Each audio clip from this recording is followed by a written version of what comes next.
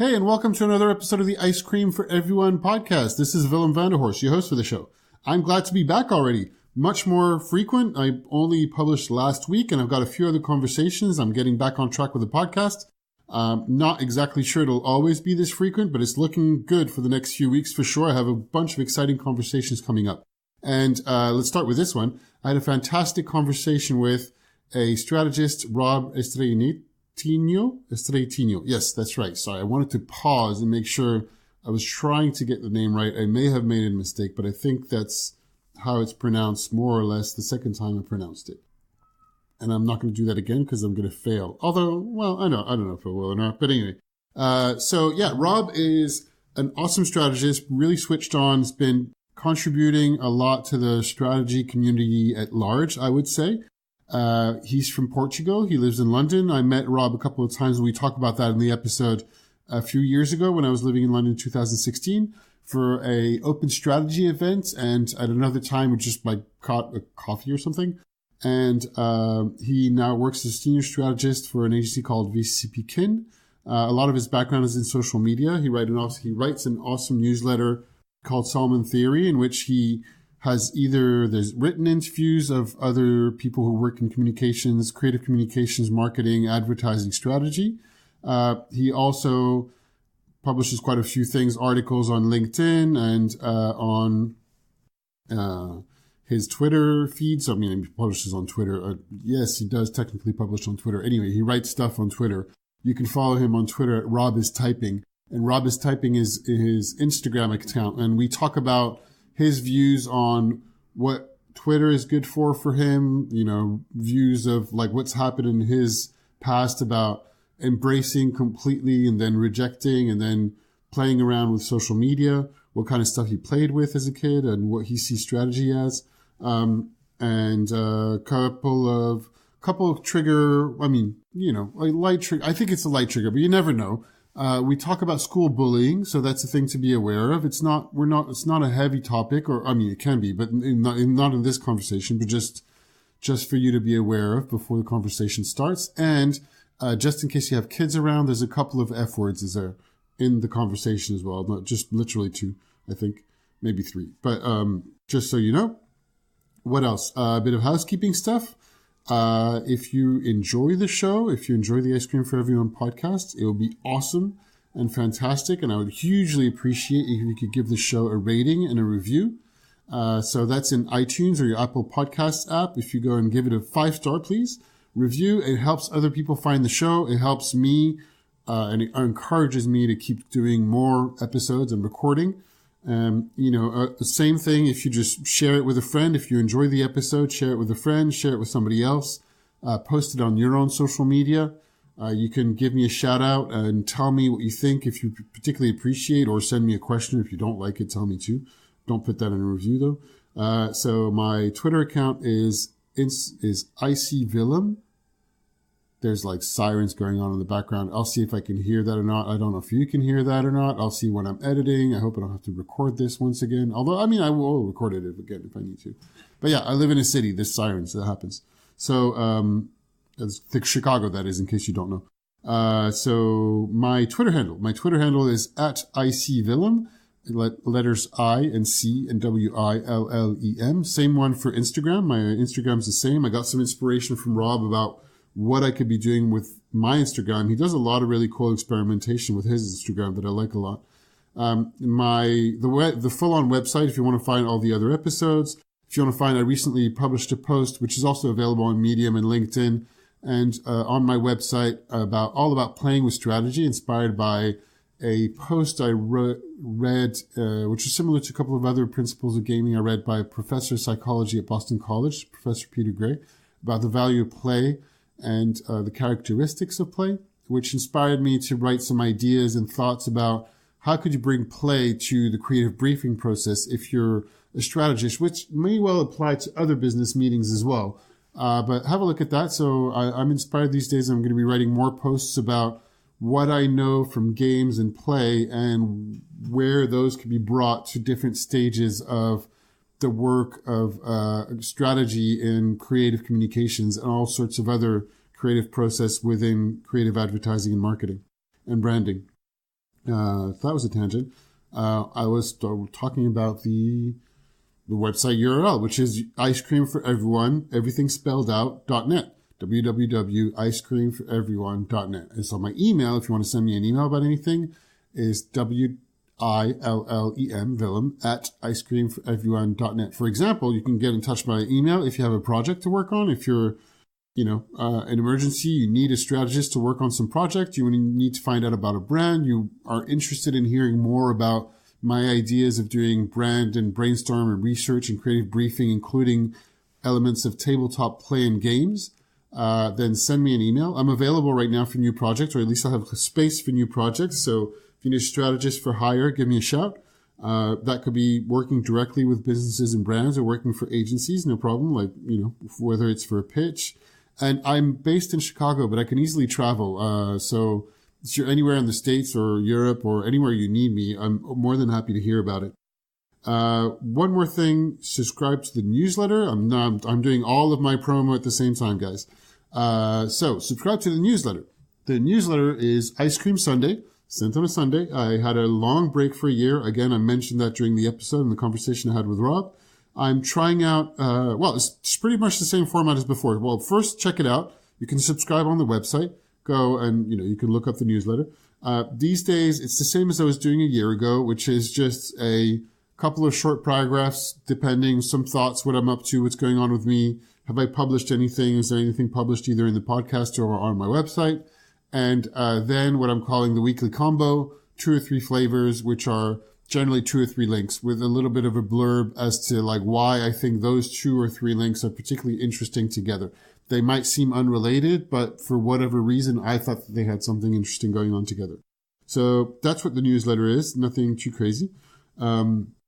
Back recording on the podcast Le Voix d'Altaride with friends in France. If you don't speak French, you're probably not interested in this, but in case you do, or you want to practice your French and listen to people talk about tabletop role-playing games, Les Voix d'Altaride, I'll put the link in the show notes. And what else? I think that's about it for now. Yeah, that's about it for now. All right, well, without further ado, enjoy the conversation I had with Rob.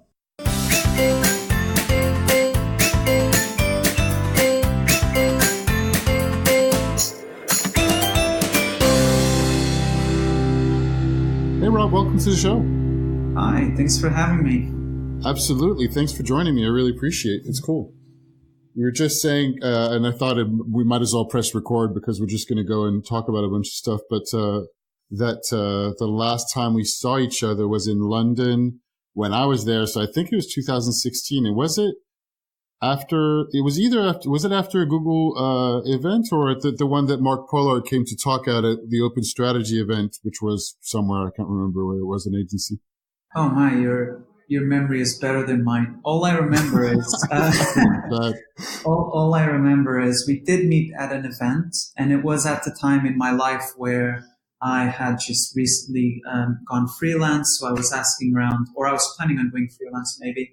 And I was just asking around for advice, to be honest. And given you had been doing it for a while, I just thought, hey, why not talk to Willem and see what, just hear him out.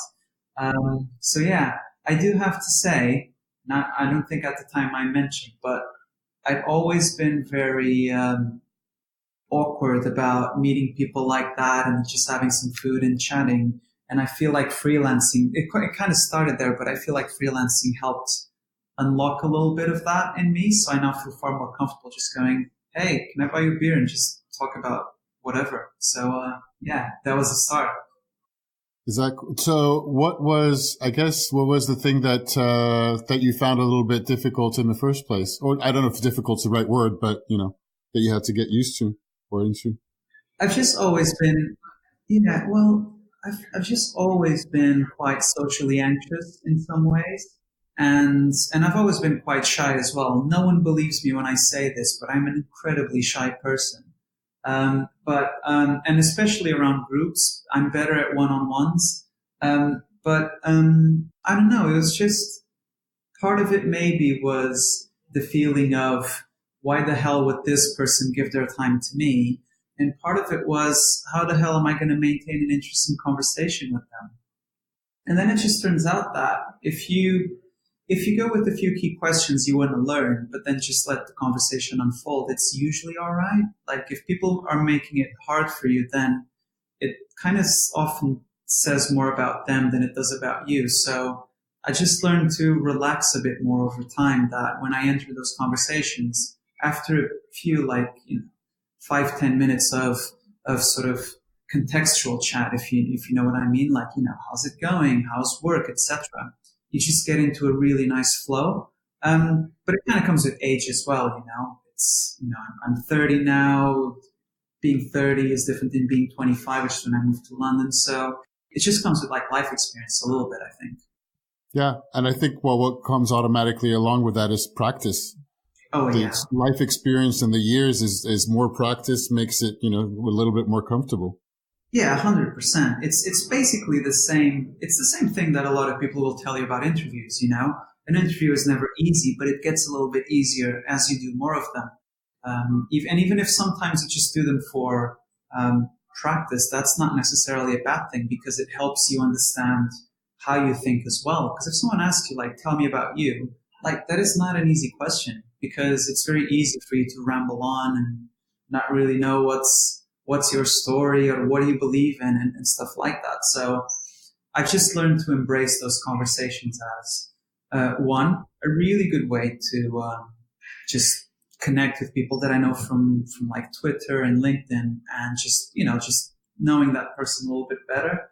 And then two, I always take something from it, whether that's, I don't know, just a way of thinking or a specific anecdote or a piece of knowledge or a book I should read, and etc. And there's value in that you don't get from the likes of Twitter. And I love Twitter, by the way, but it's just different. Yeah, I'm totally with you. That's exactly, ultimately why and how I started having these podcast conversations. Mm-hmm. After trying to make complicated efforts as to think about what would be the best podcast concept or show to help me in my freelance career, or find a theme that would be interesting to people who would be potentially liable to hire me. And then I was like, it's too complicated. I need to find something that I would enjoy doing regardless of the results. Mm-hmm. And something I do enjoy doing is talking with people. Yeah, just exactly. About, like-minded, interesting people, and little by little, just trying to put a little bit more of a theme to what I'm doing. And even just, it's funny how I've struggled with that. Or I found myself being resistant to choosing and picking the right words, or working on what would be the right words about what this thing is about that I'm doing.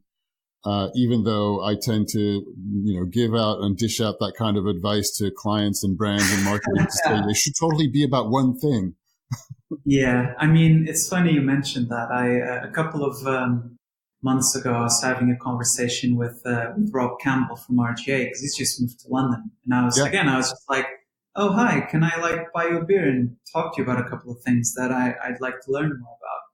And I started talking to him about Salmon Theory, my newsletter, and it's the exact same question you were just raising. So how do I position this thing, and what is the single-minded thought behind it and all of that?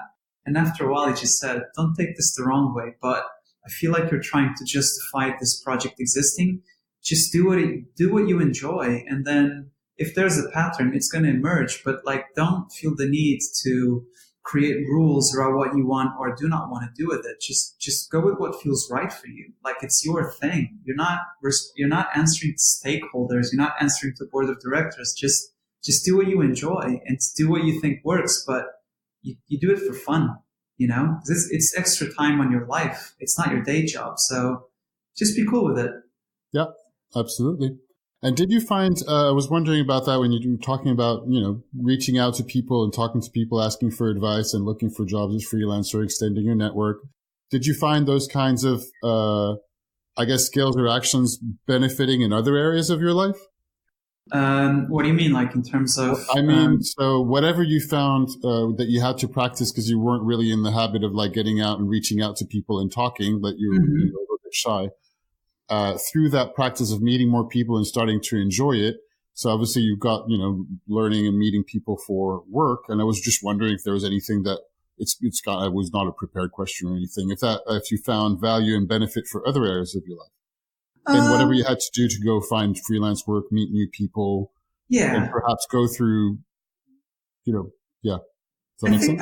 I think, it does. I think it did in the sense that it allowed me to put a bit less pressure around what I expect from those conversations, because a lot of the things that I say to juniors now, because every so often it's quite funny how now I get a couple of emails from juniors every like full moon and asking me for advice. I'm like, I'm not really sure what you're expecting from this conversation, but sure. But one of the things that I always tell them is, don't go to someone expecting them to offer you a job on the spot, but go to someone expecting to build rapport with them. And that just allows you to like remove some of the pressure of what exactly you're trying to do. Because I've just never heard a lot of stories, and maybe I'm doing it wrong, where people go and have a coffee with someone like Mark Pollard or Rob Campbell, and then after the conversation, they go, "Great, I want to hire you." I don't think it works that way, or at least I haven't seen it. I don't. It's not happened to me either. Yeah. So, cut yourself some slack over what you're expecting from that conversation. And it's the start of something. It's not the end of that thing. Yeah. And then the other thing I would say is that, so I'm not freelancing anymore. I went full time about a year and a half ago at an agency called VCCP. And the reason I did that was, what I was looking with freelancing, which was to diversify the type of strategy work I was doing. I'm getting that here. And plus other more like life things like, planning on buying a house and etc. It's just easier to apply for a mortgage when you're full-time employed instead of independently employed. But in general, I started enjoying what I was getting here. But one of the things that I noticed is that a lot of the habits that I have from my freelancing life, I apply them here. So for example, one of the things that I really like to do is if, let's say I send an old staffer asking for like retail advice or retail measurement models or like how retailers do brand tracking and etc. because I don't know these things. And, on a couple of instances, this is actually something that happened. A few of the planners that worked across the partnership that have worked on retail and those types of models, they reply with a few thoughts and etc. And my very first instinct is like, can I come to wherever you sit and we just have a 30-minute conversation about this? So I just found that it doesn't have to live on email. And to be honest with you, I benefit far more when I actually go and talk to people. So stuff like that, I think, before my freelancing days weren't really natural behavior for me. But I just found that it's sort of my way of approaching, if you will, like office politics, because they do exist and they're quite important, although most people don't want to admit that. But it's just helped me find a way to be more comfortable with that face-to-face, building rapport, knowing when and who to talk to, not because you're after something that they have or you want to get a promotion or anything, but just because you're genuinely curious about what they're doing. So I love talking to planners who don't work where I work. So I love talking to planners down in retail, and I love talking to planners in CRM, and I work with the brand planners quite a lot, and I love that too. But even then beyond that, outside of VCCP, it's something that I still find myself doing consistently. I'll email people that I find interesting and just go, I haven't seen you in 4 months. Let's grab a beer. Then let's talk about what you're working on. Let's talk about, whatever, life, work, anything. So it's become like a mode of approaching how I deal with work, even if I don't really have a vested interest in terms of, I don't need a new job right now, right? I'm pretty happy at VCCP. I'm not looking to move to another agency, but that doesn't mean I shouldn't be interested in talking with people from other agencies, just about how's it going for them. So yeah, that's definitely influenced a lot of how I spend my work weeks. And a lot of the times I actually need to be a bit mindful that, I do spend evenings at home. So me and my girlfriend have this like rule where I basically try and not have more than 1 or 2 things a week where that's sort of depriving me from being around the house at like dinner time. Just because, back when I was freelancing, it kind of became a bit too much, to be honest. So we just went, okay, there must be a balance there. But it's something I very, very much enjoy doing to this day, and hopefully through the rest of my career. I don't think I'll ever be too senior to enjoy those things, or I hope not anyway. I hope not either. Just one thing, to make sure we're, I thought I was going to ask you, because we just went straight into talking about agency stuff, but not everybody listening to this is necessarily working in advertising or is a planner or a strategist. Mm-hmm. What's your quick take or quick summary when you explain to somebody who's not in this industry of what it is you do? What's a planner and the other acronyms that you used when you're describing others like CRM? Oh, man. Well, the quick and easy answer is... I mean, I know that, so just like my brothers and sisters for a long time just told me basically that I seem to have the Chandler's job. If you remember from Friends, nobody knows what Chandler does. So that's exactly. They ended up like, I think he does what Chandler did. Yeah, exactly. Well, the short answer is I avoid talking about work. But when people do ask me about it, I think the best I can come up with is I help the campaigns work better. I don't do the ideas. I don't write the scripts. I definitely don't do any of the filming. I definitely don't talk to clients every single day, but I help make sure that the campaign works and does what it's intended to do.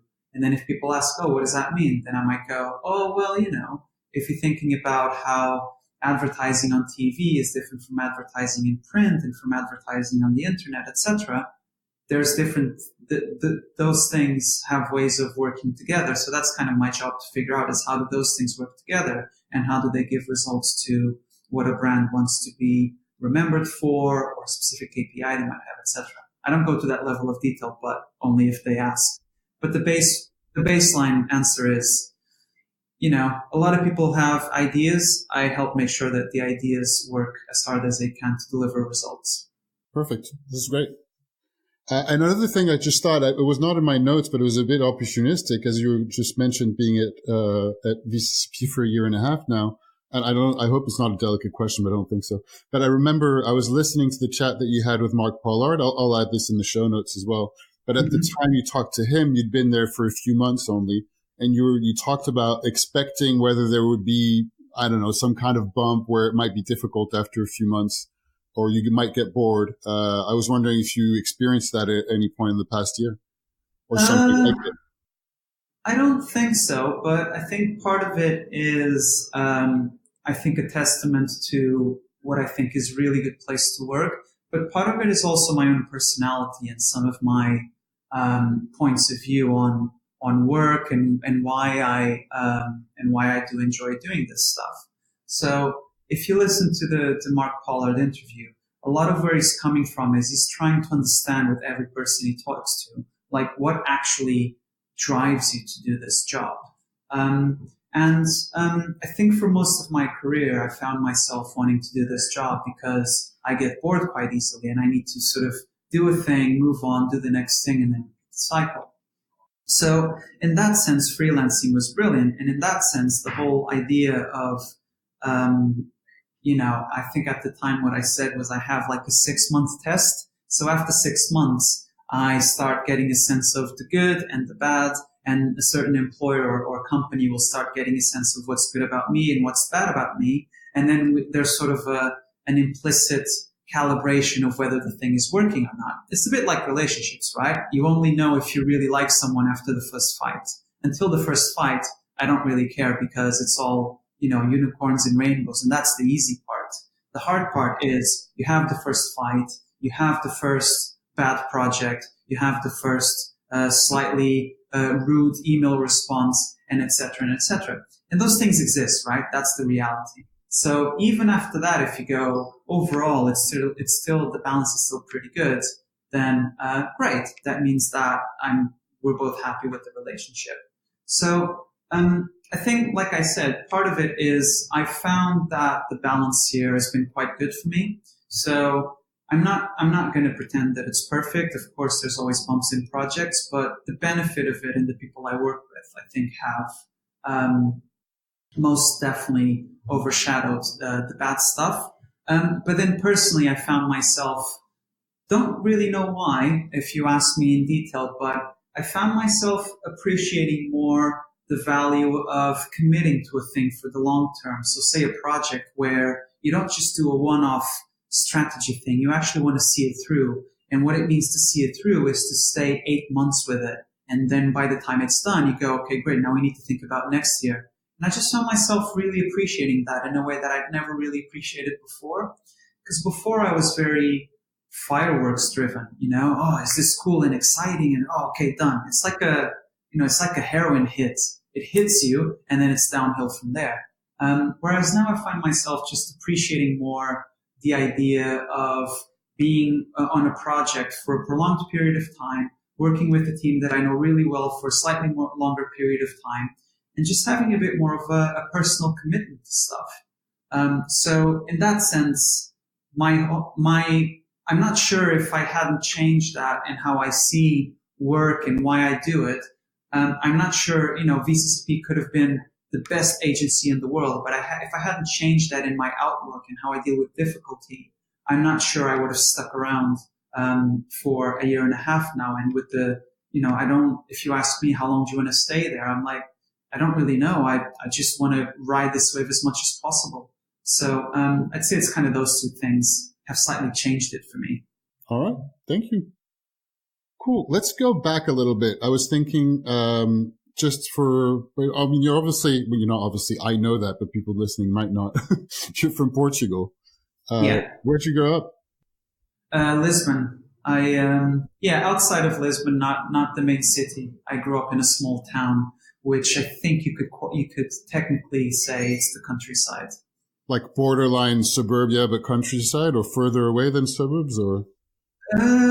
Definitely suburbs, yeah. So basically, I always joke I grew up on the side of a mountain, but what that really means is I lived in a residential neighborhood, which happened to be in a slightly mountainous area, because basically Lisbon is in the middle of a valley, and I lived in one of the sides of the valley. So as you start going upwards, that's sort of where the town I grew up was. Got it.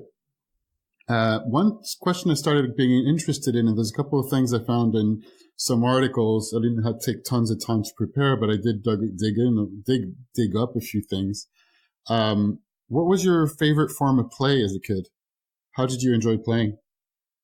Lego and plasticine, until I found out video games. But I think plasticine was Lego and plasticine were life changers. Plasticine Play-Doh? Is that what yeah, Play-Doh? Yeah. Right? Is that what you mean? Yeah. Okay.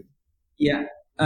So I just really, for practical reasons, but also for, I don't know, maybe it started as a practical reason, but now in hindsight, I just see it as something bigger than that. But I have always liked Lego and the likes of Play-Doh because you could have the same set of toys, but every single time you feel like you had different toys because you can mold them into whatever you want. And you can, maybe a few Lego OCD Nazis will sort of tell me off on this, but I actually enjoyed mixing and matching the parts. So swapping one guy's head for the other guy's head. And before I know it, I have a whole different world. And the reason I say a lot of people might tell me off on this was I was talking about this very same thing on Saturday with a friend, and he was like, "You did what?" And so, there was a bit of a half a second of tension, and then it was fine. But his philosophy on it is that you don't mix and match Lego universes, man. And I was just like, well, you could. Stick to each universe and you follow the instructions in the book? Like that kind of, was that his or her thing?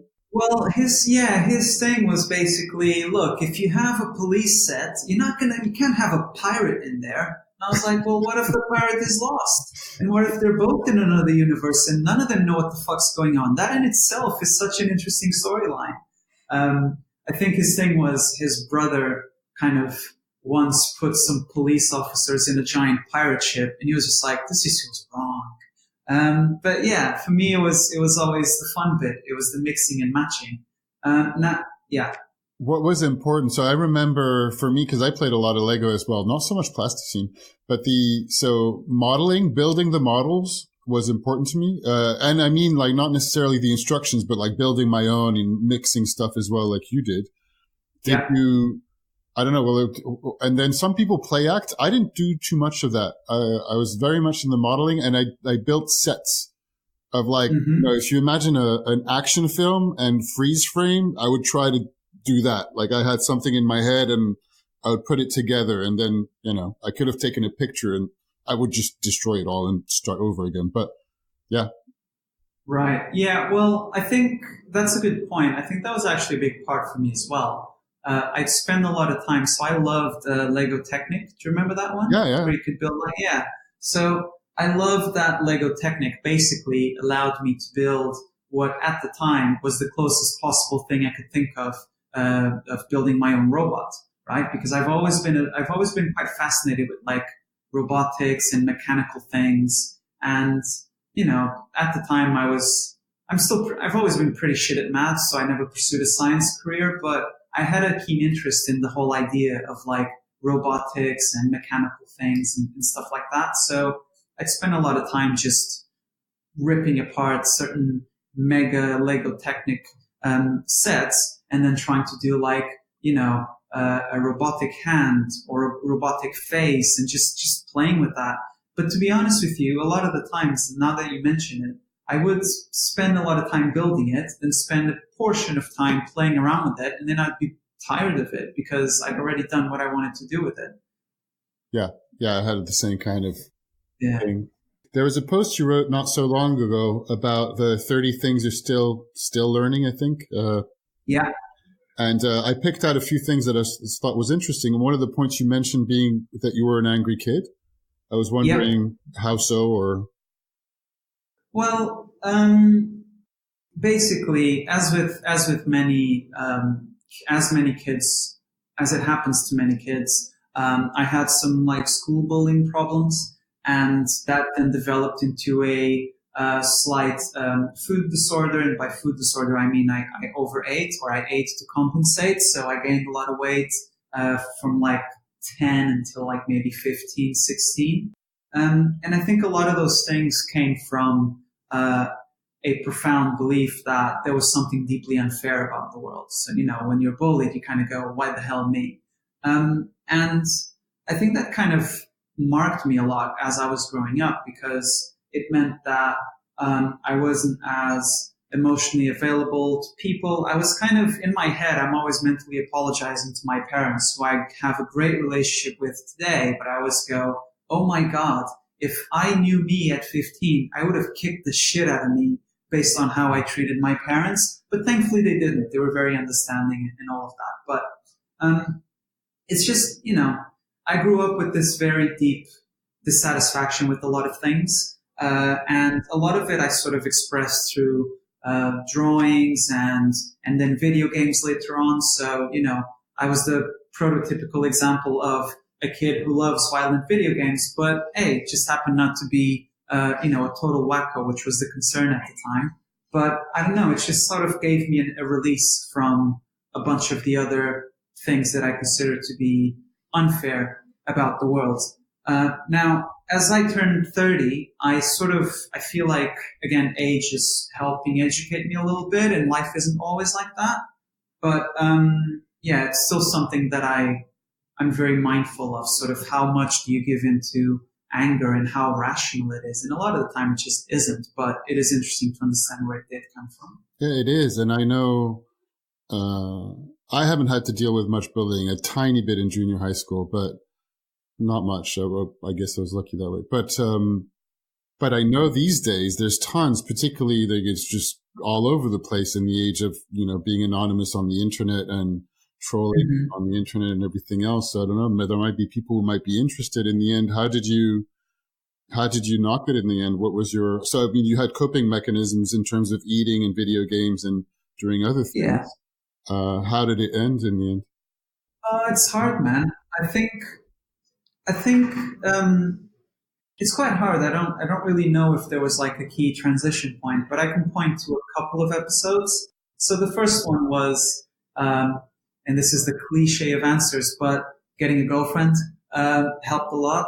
But crucially, getting a girlfriend who was very patient and who was very understanding that, there were a lot of things I needed to deal with. And we sort of just grew into each other with time. And by the way, this is the girlfriend I've been with for 12 years, so that worked out. But then before that, I think it was also, switching schools was important at the time. I switched to a different secondary school. And then in secondary school, and again, this might sound a bit like a cliche, but I basically went to a class where it was mostly girls, very few guys, but the girls were really, really nice. So we just all became really good friends. And I think, funnily enough, having more female figures in my life helped me calm down a little. Whereas with men, there's always that implicit sense of competitiveness and you know, you got to play football and be tough and all of that. And I've never really liked sports that much. So before I knew it, sort of having girlfriends actually helped me sort of calm down and develop a bit of my empathetic sides. And then the rest was just, you know, it wasn't always a linear thing, I don't think. So that was like 2 key moments and then a whole lot of years where I didn't even know where some of my implicit anger towards other stuff came from. But it's sort of, that was like the foundations, I think. It just helped me just be a bit more accessible to people. Thank you. That's great. And in terms of direction, I think you studied communications or?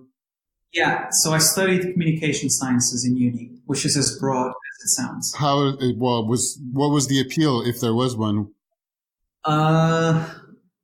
It wasn't science, it wasn't maths, and I was good with languages. That was quite literally the criteria. So it was a bit of an exclusion of parts. And then at the time, I think I wanted to study journalism. And then I quickly realized that that wasn't really a really good career to pursue in Portugal because it's very hard and the money is shit and you know, it just turned me off a little bit.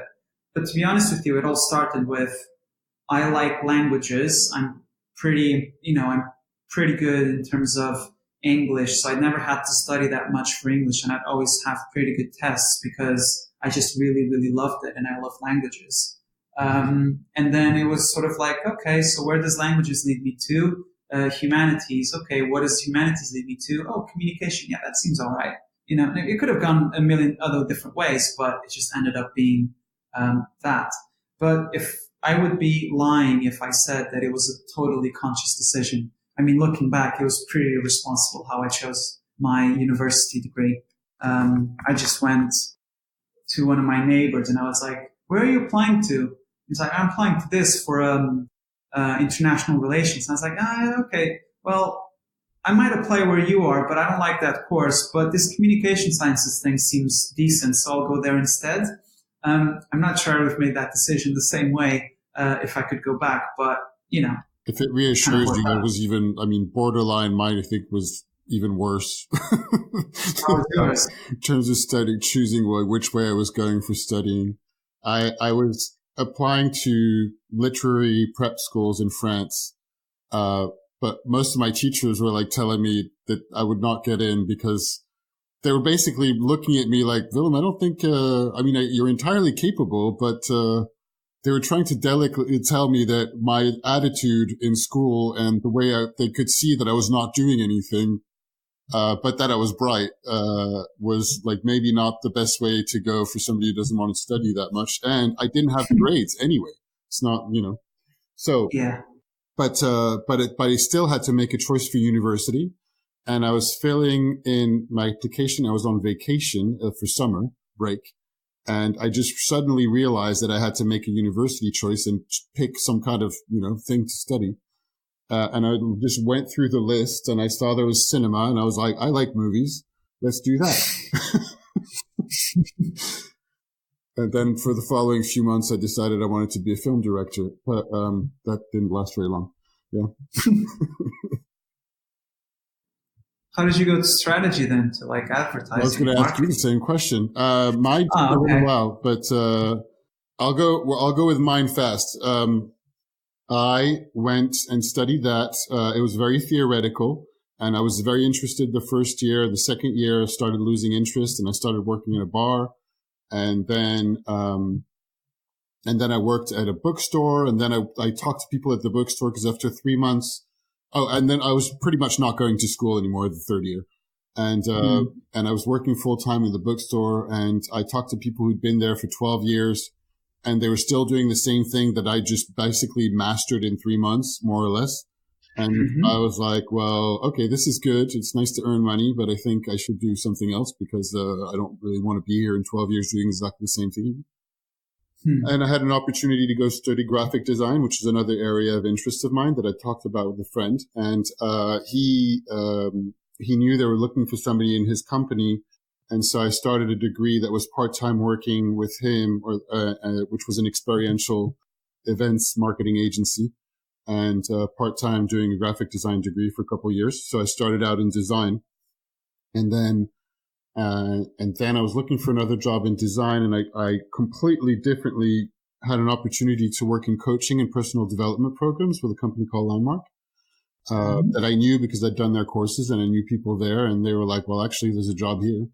And I was looking for something. So then for several years, completely different direction, working in coaching and personal development. And that's when I moved from Paris to London. And then, when I left there, I knew I wanted to go back towards creative communications of some kind, but no longer in design because I hadn't been touch design for a while. And while I like to think I have a creative mind, I was not that great a designer, like I think. And one thing leading to another. Well, what happened is I needed money fast. And so some people said, you should try recruitment. And I found a recruitment agency that hired for the digital marketing and advertising agencies. And I went there and I decided that would be the right stepping stone for me. And I met a lot of people in the industry. And when I came across what planning and strategy was, I was like, this is me. This is what I should be doing. So, yeah. So it was a little bit roundabout, but it took me a while. And then it was just a matter of starting to act and be and do the things that I could see other planners do. So that meant reading about brand and marketing, and that meant studying, and that meant sharing my thoughts on blogs and meeting people. And until I met somebody who gave me a shot. And that turned out to be George Lumet, who was at Iris Digital at the time and now has his own agency in Vienna. Nice. Yeah. It's quite funny how a lot of people just stumble upon this stuff. And this is me going fast. That's the quick version. No, but it is interesting because I've never met many people who you ask, so how did you get into this job? And they go, oh, I've wanted to be in advertising since I was 10. And you're like, no one says that. People just go, oh yeah, I thought I wanted to be a programmer, but then couldn't be asked. So I ended up doing digital marketing. Or, oh yeah, I studied in arts and then it turns out I don't really want to do that. So one really good strategist who's fantastic to follow online, Rachel Mercer, I think she trained as a designer. So then she stumbled upon digital strategy and just went from there. So I really like people with different backgrounds that aren't like totally predictable. Yeah, me too. That being said, mine is completely predictable. So stumbled upon communication sciences. In order, I thought I wanted to be first a sports journalist. That didn't last long. Then I wanted to be, what was it? Oh, before that, I wanted to be a translator. So, I have a penchant for low-paying jobs, apparently. And then during my course, I really liked a class called. It was something about basically cultural theory, and I thought, oh, that's quite nice because I get to talk about the meaning behind Batman and stuff like that. That is fucking brilliant. Can I make a job out of this? But then it turns out you couldn't unless you wanted to be an academic. So then I decided, I think I want to get into PR because the same teacher who gave me that cultural theory and analysis class, she also gave the PR class, and that was quite good. I hated my marketing management classes at the time, but it turned out that it was because they were about marketing management, not creative marketing or creative brands work. So at the time, I just couldn't be fucked about the 4 Ps and all of that stuff. So I kind of turned off to that. But then actually when I left uni and I was slightly lost for a bit about what I wanted to do, this was 2009, I stumbled upon this just job ad on an online portal in Lisbon, which said, we are looking for an online social media manager. And I was like, I don't know what that is, but I use social media. I think I can do that. And it turned out that I went to what was at the time the first social media agency in the country, or purely specialized social media agency in the country. And then I just realized that between that and then having pretty good bosses who I think they sort of on day one or day two, one of them turns to my desk and he goes, "Do you like to read?" And I was like, "Yeah, I like to read." So then he just drops a block of like 6 or 7 books on my desk and say, "You might want to check some of those out at some point." So this was stuff like Free by Chris Anderson and some of the books by Seth Godin and some of the other stuff that, like, you know, if you look back now and if you're sort of a more or less seasoned strategy or marketing professional, you might sort of go, "Oh yeah, that's pretty fucking obvious. Yeah, you need to be interesting. Yeah, you know, freemium models are a thing." But at the time, it just opened up a whole new world in my head because it showed, so Seth Godin showed me that marketing could be highly creative and fun and interesting in a way that my classes couldn't. So suddenly that sort of framed everything I'd learned before about marketing, or everything that I remembered from the classes anyway, in a whole new different light. And so between starting to read more about this stuff and sort of trying to practice a lot of the stuff that I was reading, I decided that that felt like something I wanted to do. And then through some like specific guidance and mentors that I had at the time, my job was very like, let's call it multifaceted. So I didn't really know what a strategist did, but I kind of knew what an account manager did. I knew what creatives did. I had no idea what strategy was. But then actually talking to a guy who at the time sort of acted as a bit of a mentor, he kind of went, "Well, I feel like you'd be good at the strategy thing, so you might want to give it a go." And he just sort of helped refine a little bit what I understood that drove me in this industry. And then based on that, I decided to actually go and take a master's degree while I was working. And that turned out to be more of a formality than anything else, if I'm honest with you, because what would typically happen is I would work during the day, go study in the evenings, go to classes in the evenings.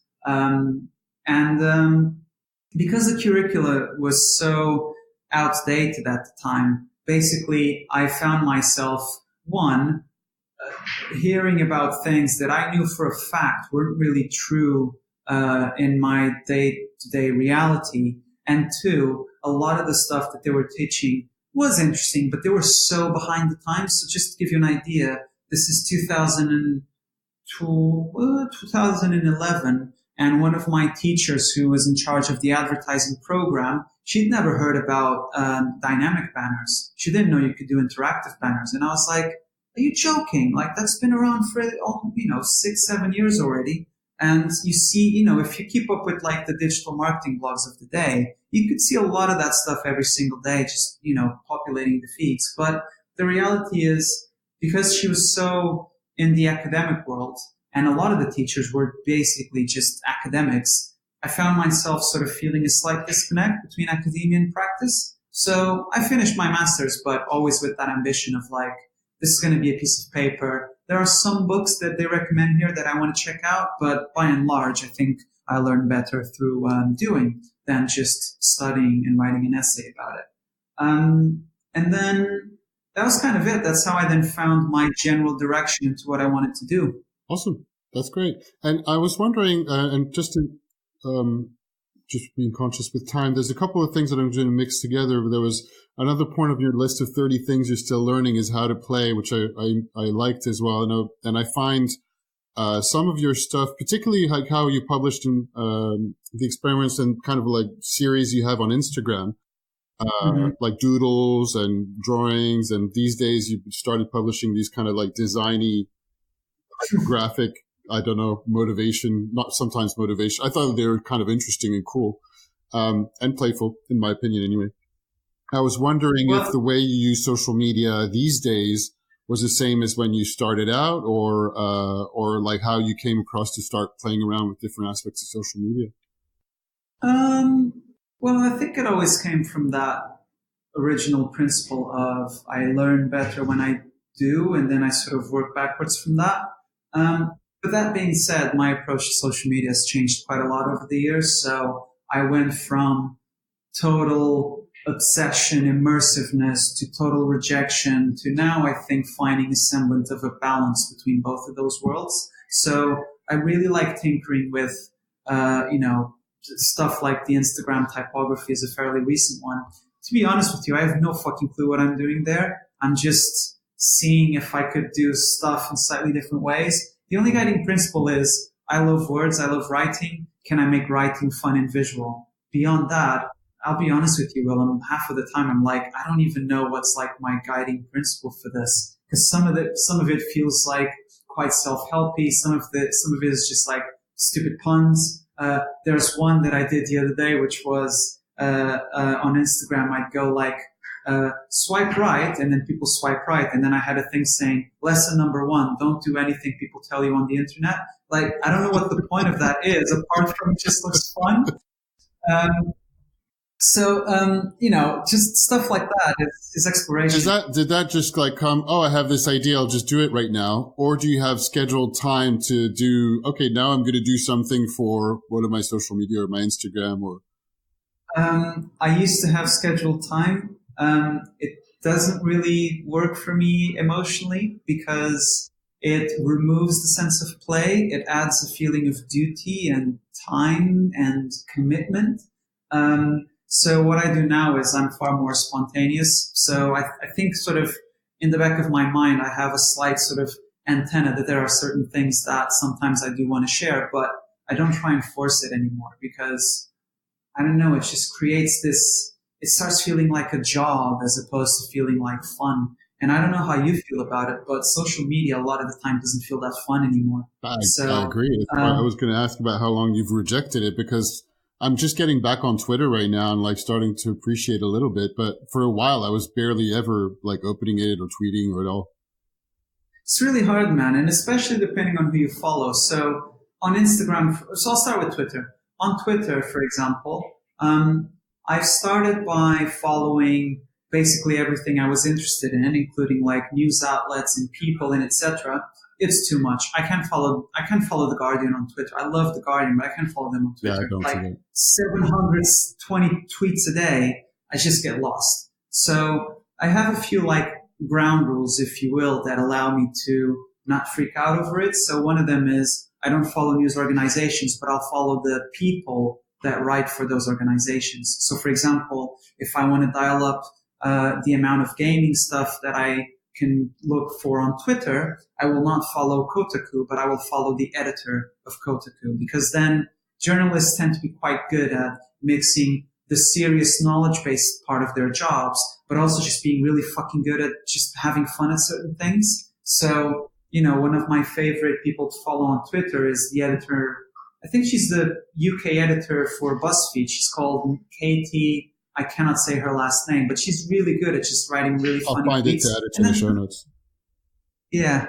I can send you the link as well, because I'm pretty sure I can find it fairly quickly. But basically, the people over the organizations is sort of a big one for me in terms of following media stuff and news. And then the other thing is I've been trying to consciously not feel the need to compulsively check it. I'll check it every now and then, like, I'll do like a 5-minute check in the morning and then maybe a 5-minute check later on, but I try and avoid using it as a tool to fill up boredom. And I think that's kind of now one of the things I've been realizing around what I meant by learning how to play. I noticed that I'm very bad at dealing with boredom because for me, boredom is a missed opportunity for productivity. And I'm not sure I believe that anymore, especially if you do creative stuff for a living. You need boredom and you need just some random vacuums where you're just literally staring out the wall or to the sky and just letting yourself be there for a little bit. And so I think that's kind of what I meant. And one of the reasons that I originally rejected social media a couple of years ago was precisely that I could not deal with it without that sense of like duty and structure. And if I'm using Twitter, I need to be like the most active Twitter user. And if I use Instagram, I need to be really fucking good at Instagram. And there's almost like that unnecessary weight on top of you over something that, yes, it does have a professional role. I use Twitter for work stuff. I use LinkedIn to connect with other people who do what I do as well. And I won't lie to you, it's definitely something that I've used to try and build my profile a little bit, but it's my, they're my channels. If I'm not having fun with them and if I'm taking it far too seriously, then what's the point? It's okay not to have a viral tweet, but then equally, I'm very mindful of almost turning it into a trivial live casting tool. Like, I don't know. Ooh, I'm so angry with this thing. I cannot even I don't know what that's doing to anyone apart from my own ego. So it's a fine line. I'm still trying to work that out. It is an interesting one. And one thing that to add to that, which is I read an article in the Guardian the other day and I was talking about it with a friend last week because it's been on my mind, is comparison. The amount of opportunities to go a little bit crazy in your head with comparison stuff is high. In my case, it was looking at, oh my God, I just wanted to take a quick break on my newsletter and look at this. It's a year later. What the hell am I done with this? I've only published, I was really crap with my podcast last year. Oh my God, look at Mark Pollard. He's doing all this amazing thing. I should be doing the same thing. Or look at this other person. Why am I not like them? I think that's quite help. No, it doesn't. But, it's kind of, it's human it's at really the same hard time. one, So to be able to, it's human and to be able to accept that. But there wasn't anywhere as many opportunities to compare oneself with another since, the age of social media right now. And 100%. And that's a really interesting thing to study, which is how much exposure is too much, even simple things like, people who are obsessed with the news. I don't think the psychological toll of having breaking news in your head every 5 minutes is worth how much more quote unquote informed you feel. I just don't see that much benefit from keep knowing that something was announced 2 minutes ago versus knowing it 2 hours from now. There's exceptions, of course, but I don't know. There's just something that just puts unnecessary pressure on us. And I just wanted to say, because I sort of just did the Twitter part, but on Instagram, for example, I don't follow anyone I know. I follow artists because I realized that the thing that Instagram was filling in my life that I didn't have from plenty of other places was just an exposure to pure visual culture. And that's something that, I did this joke a while ago that I follow Twitter people for the smarts and I follow Instagram people for the arts. Nice little iteration there. But the point being that I might take a page from that actually. It's just, because I've always liked visual stuff. Not that I'm particularly good at it, but I just found that Instagram is really good to just get random visual inspiration, which does not mean following the best brunch shots. It means, for example, finding new ways of expressive ways of doing art. So, for example, my new thing these days is I love retrowave. If you don't know it, look it up through the hashtag retrowave. It's basically 80s futuristic, slightly dystopian graphic expression. And then also vaporwave is a similar strand to that. And then more recently, I'm very much into glitch art. And just by following the hashtag glitch art on Instagram, I just get exposed to so many brilliant things that may not be to everyone's taste, but for me, they give me something that doesn't create that pressure to perform or to document an amazing life. I don't really feel the need to talk about how amazing this photography of my sunset is, but there is a role around just pure visual culture that I find Instagram fills a little bit. But that's kind of the point. I use it as a conscious tool. I don't use it because it's just a thing I do. And I think a lot of the times the burnout of using social media, and I speak from experience, is when you forget why you're using that thing and you're using it out of compulsion or a need to fill up spare time. And I'm not so sure that's the best way of approaching it anymore. At least not for me. I agree completely. All right, just being conscious of time, we're going to move and wrap up, and I have my end of interview new cool down questions. This is the Ice Cream for Everyone podcast. So just like almost to get into the groove of it, do you have a favorite ice cream flavor? Pistachio. Excellent. Is there a game you really enjoy and would recommend playing? Shadow of War, but I know I'm 1 year late to the game. Is that a video game? What is it? I'm sorry. Video game, yeah. Oh, board game, Pandemic. Oh, it is amazing. That's very good. That's very, very good. And Shadow of War is what type of game, just to get a sense? It's it's from the Middle-earth series, so it's within the Lord of the Rings universe. It's RPG, open world, and it has the same fighting system as the Batman Arkham series. Oh, yeah. So, it's really fucking good. Cool. Yeah. On Pandemic, and just for the people who don't know, Pandemic is a collaborative board game where all the players are working together to eradicate a disease. And I'm very excited. I just received a book that is all about designing principles for cooperative board games. And I'm hoping, my plan is I want to find things in there that I can integrate in designing workshops for brands. That's very good.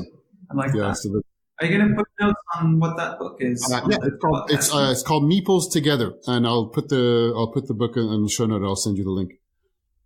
Very curious about that. Yeah, I just got it. It was published there's a few people publishing books about games, and I got it on Kickstarter. Nice. Cool. What's a last piece of art or media that had an impact on you? Ooh. Jesus. That's a hard one, man.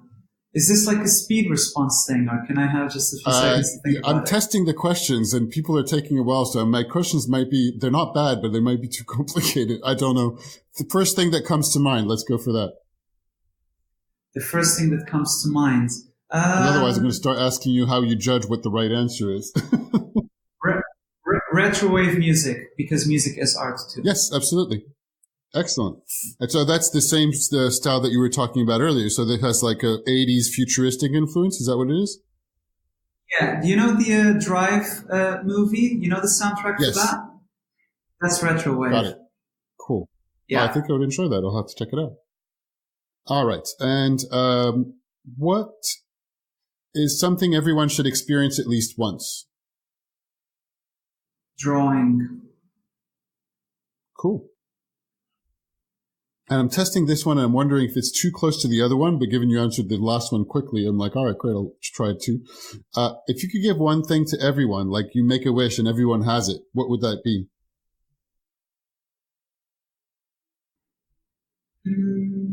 Sunlight. Oh, that's cool.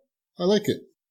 Fantastic. All right, well, this was a lot of fun. Thank you very much, Rob. I really appreciated the conversation, just being mindful of time. We didn't have time. Oh, actually, you know what? I do want to take a couple of minutes to talk about your newsletter. And at the same time, we could just make sure that people have the link for it. So we mentioned it's called Salmon Theory, and we talked about it a tiny bit earlier. It seems like what you said about how you're experimenting with Instagram matched what you're doing with the newsletter, but I'd love to hear what your take on it is. Well, the newsletter is kind of, it started off as a way to just stand out, if I'm brutally honest, based on a question that a recruiter once posed to me, which was, how are you different from many of the other 40 planners I will meet today? And so I sort of started thinking hard about what is it that helped me, what is it that guides me to do this stuff? And then more crucially, what is it that guides me to strategy in general as a thing? And I just realized that throughout all my life, or all my adult life, I've always been very much into philosophy as a way to deconstruct things that most people would take for granted.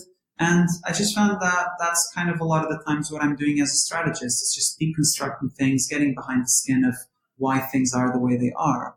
And so I just started tinkering with this idea that if there are certain ideas from philosophy books or philosophers that I enjoy reading, and if they give me sort of tangible tips how I do my job or tangible perspectives, then maybe I should write about that and see if others feel the same way.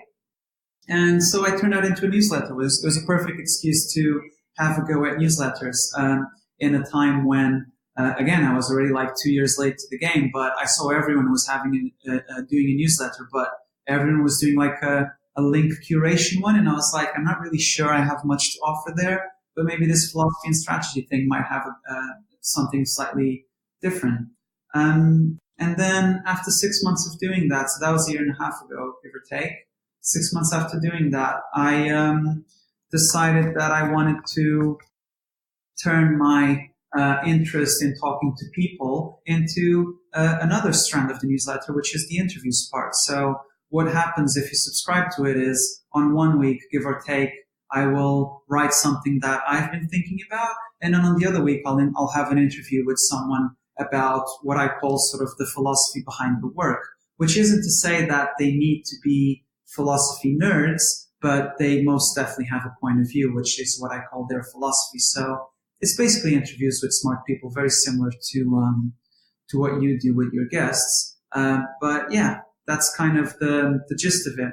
But I do like to tinker with it, you know. I like to put like GIFs in there and just have a bit of fun with it as well. Yeah, I've changed my format a few times. And just like you, when you started yours, when I started mine 3 years ago, I think 4 years ago, I was looking at how could mine be different from the links curation that was all over my inbox. And I started writing these articles. In the end, I changed because they were taking me too long to write.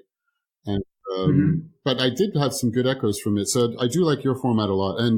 And on the point of philosophy, I know that there's a lot more on that topic in the conversation you had with Mark Pollard. So if anybody's not listened to that conversation, I recommend it on the Sweathead podcast with Mark Pollard, where you talk about philosophy a lot more.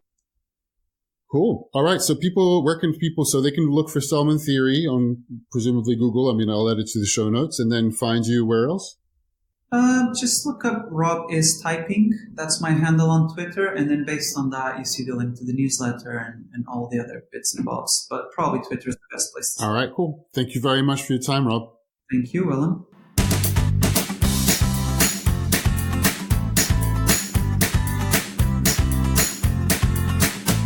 All right. Well, thank you for listening. That was a fantastic conversation I had with Rob. I gave out a little bit more than I thought I would be giving out or talking myself in the conversation. But yeah, that's why it's a conversation. So, you know, my guests might have questions for me. Sometimes I'm a little bit conscious editing and re-listening to this, whether I'm repeating myself. I don't think I am, but hopefully, you know, you don't hear my same stories over and over again. I don't think so, but you know, you can always tell me if you do, which by the way, if you haven't reviewed the Ice Cream for Everyone podcast yet, I said at the beginning of the episode, please do give a rating and a review on iTunes. That's where most of the people listening. So you can go find on iTunes, whether it's on your laptop or hopefully, I think it works from your Apple Podcast app on your phone. You can go and give the rating 5 stars, please. That'd be awesome. Or give it a shout out and share it with your friends on social media, on Facebook, on Twitter. And on Twitter, you can find me. My handle is ICVillem, letters I, letters C, WILLEM. And same thing on Instagram if you want to find me and follow me there. And you can find everything else on the website at icecreamforeveryone.net. Everything's spelled out. And my email, Willem, WILLEM, at icecreamforeveryone.net. Give me a shout if you need a strategist. I have free time at the moment, or at least certainly some time available for projects. So yeah, if you have any questions or anything else, don't hesitate giving me a shout. And that's about it for now. So yeah, I'm going to be back with another guest very soon. I've been doing some more recordings. And in the meantime, have a fantastic afternoon, morning, day, night, whatever time of day or night it is for you. All right, thanks. Bye.